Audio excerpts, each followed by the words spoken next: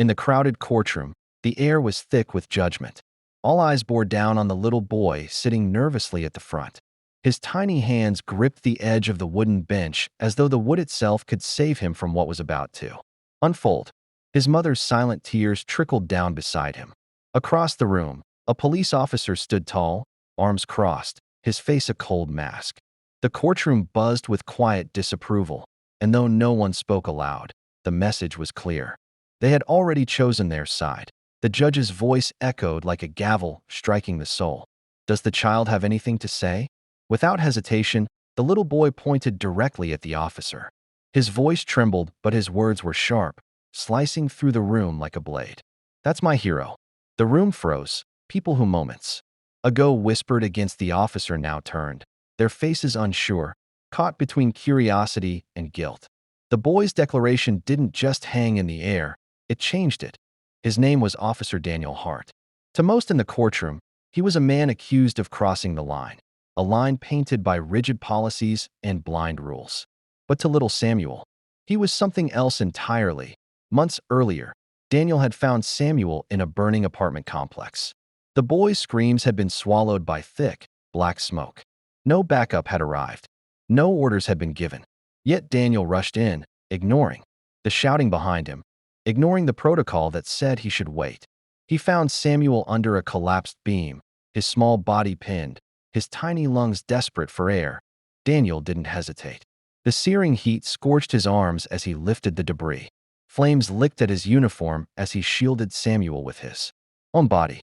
The boy's sobs were muffled against Daniel's chest as he carried him to safety. That day, Daniel lost his badge, his rank, and his future. He had disobeyed direct orders to stand down. He had broken the code, but he had saved a life. When the courtroom doors opened weeks later, the story was already written, at least in the public's eyes. The headlines called him reckless.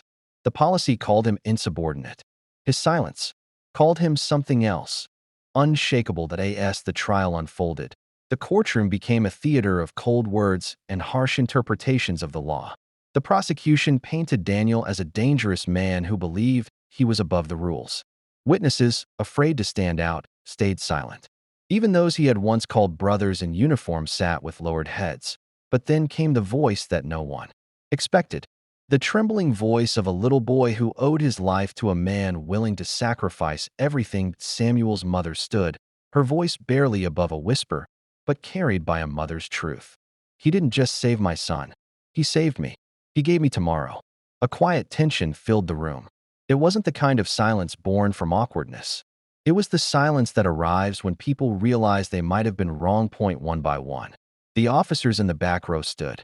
No words, no speeches, just standing. A silent salute to a man they had abandoned, now reclaimed by their respect. The judge, who had once seemed carved from stone, slowly removed his glasses, his voice softer now. Sometimes, the greatest courage is not in following the rules, but in knowing which ones to break. Daniel remained still. He did not smile. He did not gloat. His silence was his shield, his quiet resistance louder than any defense could ever be. The courtroom changed that day. And though Daniel's badge was never returned, what he gained could never be taken. The unshakable honor of a little boy who would always point to him and say, "That's my hero." True strength needs no announcement. Sometimes silence speaks, louder than justice. These are the stories that remind us who the real heroes are. Where are you watching from? Share your thoughts and subscribe for more untold stories that honor silent courage.